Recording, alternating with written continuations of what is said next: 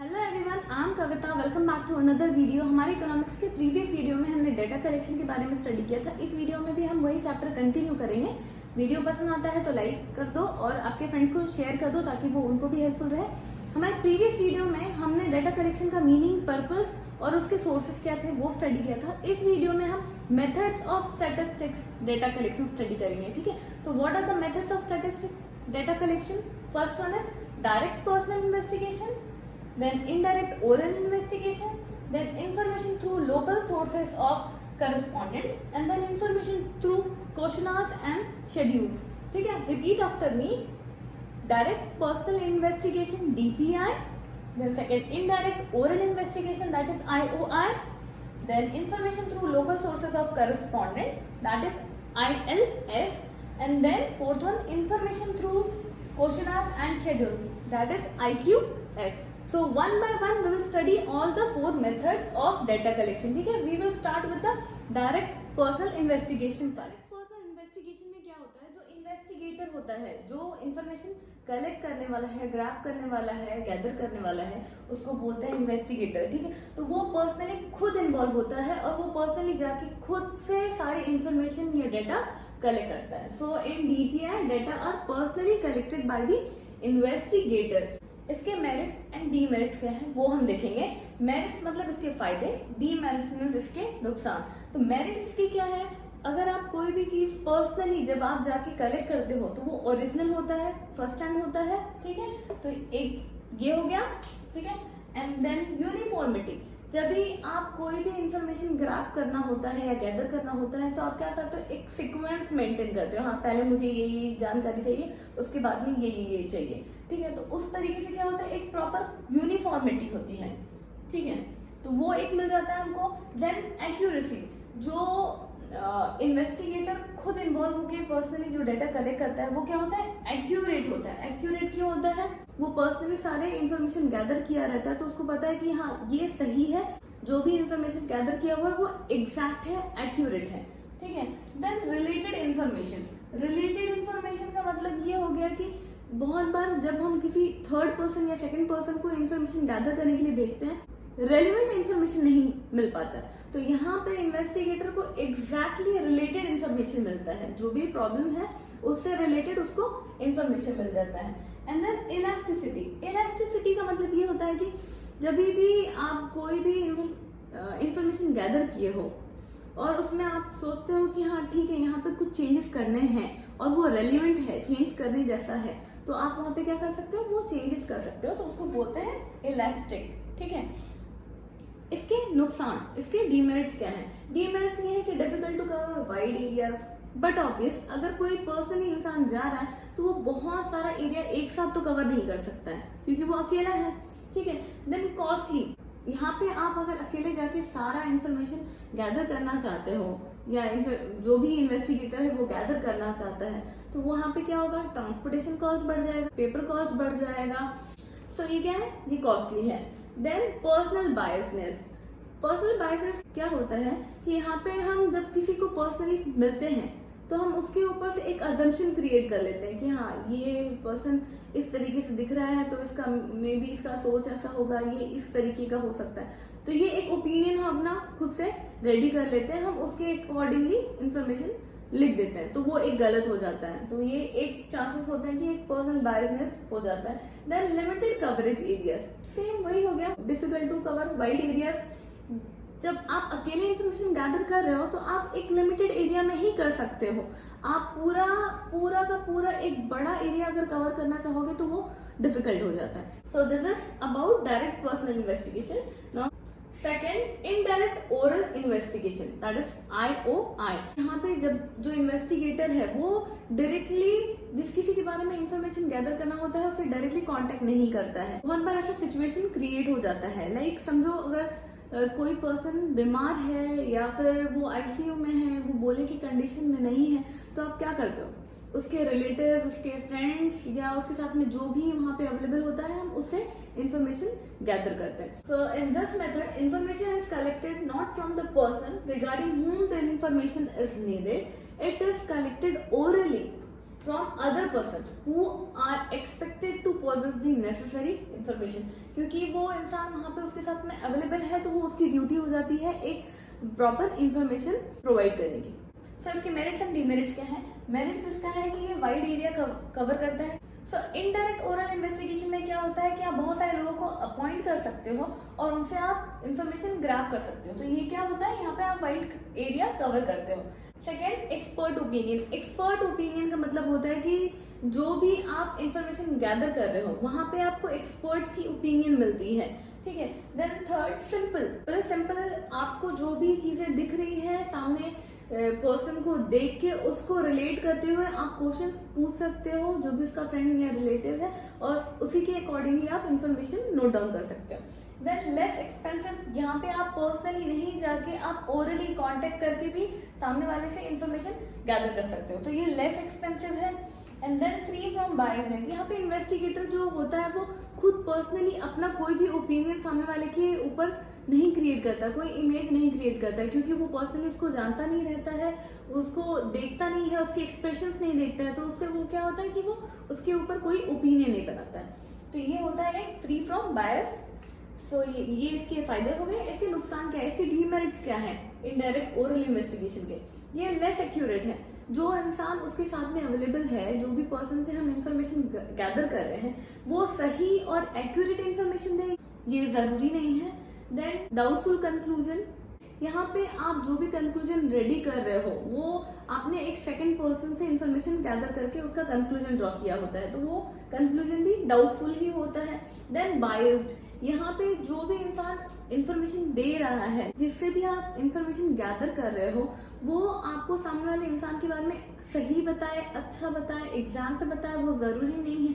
हो सकता है उसके साथ में उसका बनता नहीं हो, वो जिस हिसाब से उस इंसान के बारे में सोचता होगा उस हिसाब से वो आपको इंफॉर्मेशन आपको प्रोवाइड करेगा।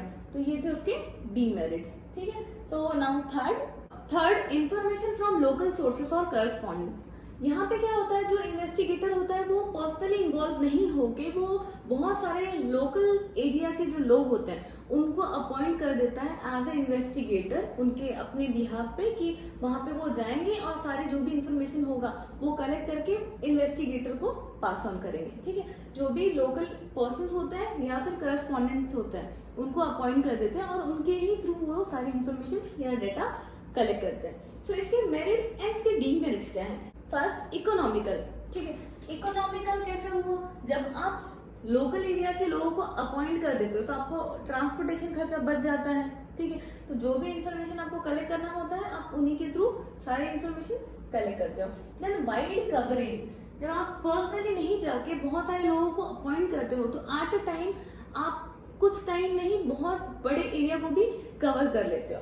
देन कंटिन्यूटी मीन्स अभी जो सिचुएशन चल रहा है, एग्जाम्पल दे रही हूँ मैं आपको कि कोरोना टाइम है जैसे, तो कोरोना के टाइम पे क्या हो रहा है कि कोई भी पर्टिकुलर सिटी या स्टेट में इस टाइम पे अपडेट क्या है, आप अगर कुछ लोगों को अपॉइंट कर दिए हो और उनके थ्रू आप कोई इन्फॉर्मेशन चाहिए कि हाँ इस टाइम आप उस एरिया का इन्फॉर्मेशन आप मुझे पास करोगे, आप बताओगे कि इस टाइम पे क्या हो रहा है, कितने लोग इस डिजीज से सफर कर रहे हैं, कितने लोग रिकवर कर रहे हैं। तो इस तरीके से क्या होता है, कंटिन्यूअस प्रोसेस हो जाता है, कंटिन्यूएशन में आपको इन्फॉर्मेशन मिल जाता है। That suitable for special purpose. जैसे मैंने अभी आपको एग्जांपल दिया कोरोना टाइम का, सेम ऐसी कोई भी स्पेसिफिक रीजन हो सकता है जिसके लिए आप ये मेथड यूज कर सकते हैं। देन इसके डीमेरिट्स क्या है? डीमेरिट्स ये है कि जो भी सारे मेरिट्स हैं डायरेक्ट पर्सनल इन्वेस्टिगेशन के, वो सारे डीमेरिट्स हैं इंफॉर्मेशन फ्रॉम लोकल सोर्सेज के। कैसे?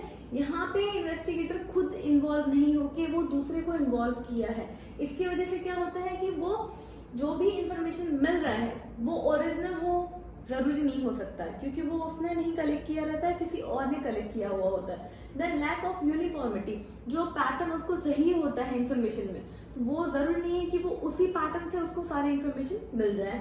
देन पर्सनल बायसनेस, सेम जो भी लोकल एरिया के लोग हैं, समझो उनका एक दूसरे से झगड़ा हुआ है या मारपीट हो गई है और एक दूसरे से बनती नहीं है, तो वो क्या करेगा, उसके अकॉर्डिंगली वो इंफॉर्मेशन दे देगा, ठीक है। लेस एक्यूरेट, सेम आप सामने वाले के बारे में जो ओपिनियन रखते हो उसके अकॉर्डिंगली आप इंफॉर्मेशन दे देते हो, तो वो एक्यूरेट है या नहीं है वो भी डाउटफुल है। देन डिले इन कलेक्शन, आप जब किसी और के ऊपर किसी और के शोल्डर्स पे जब कोई काम दे देते हो तो आपको जिस टाइम पे वर्क या इन्फॉर्मेशन गैदर करना होता है वो एग्जैक्टली उसी टाइम पे मिल जाए ऐसा जरूरी नहीं है।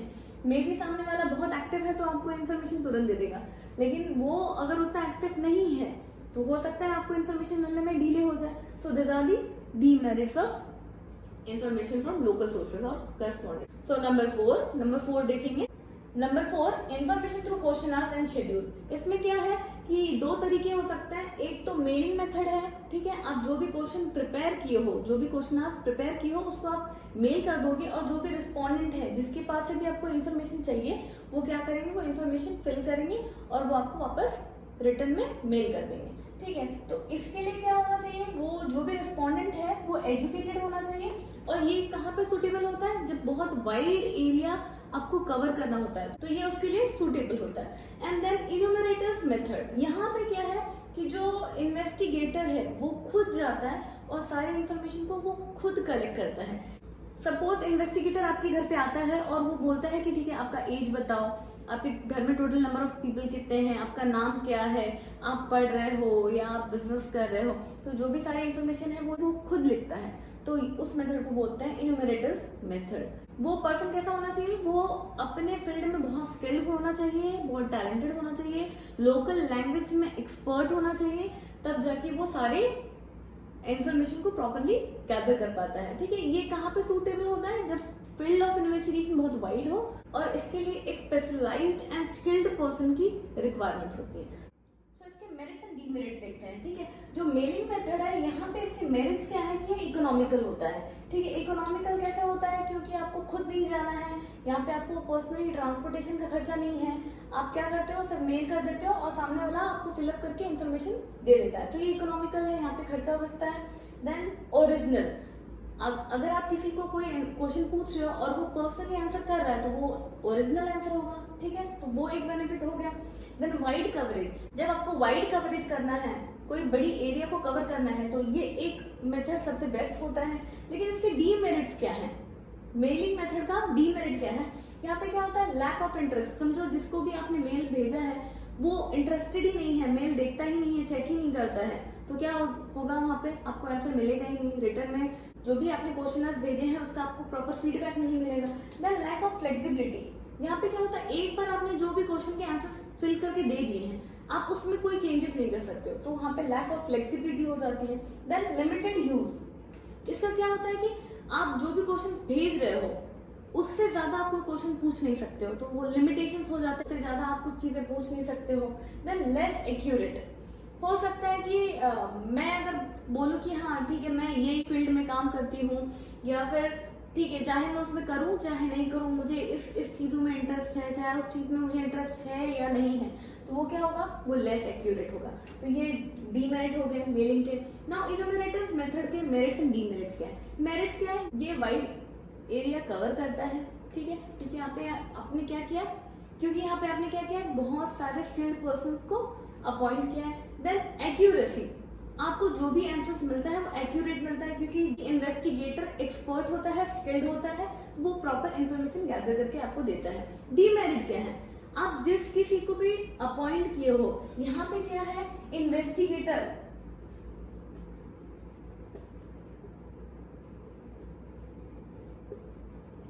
खुद इन्वॉल्व है मेलिंग करे, लेकिन वो यहाँ पे क्या करता है, वो अपॉइंट करता है इनको, ठीक है। तो इनको अपॉइंट किया है तो ये क्या है, ये स्किल्ड पर्सन है, तो इनको एक सैलरी देनी होगी, ठीक है, तो वो सैलरी क्या होगा, एक अच्छी सैलरी देनी होगी, क्योंकि वो एक स्किल्ड पर्सन चाहिए हमको, ठीक है। वो एक डीमेरिट हो गया, एक्सपेंसिव हो गया ये। देन टाइम कंज्यूमिंग, आप जब कोई भी इंफॉर्मेशन गैदर करना चाहते हो वो आपको टाइमली मिल जाए ऐसा जरूरी नहीं है, क्योंकि हो सकता है कि वो टाइम कंज्यूमिंग है। So with this I am done. मैंने आज आपको 4 मेथड बताए हैं डेटा कलेक्शन के। जिस किसी को भी डाउट है आप कमेंट कर सकते हो।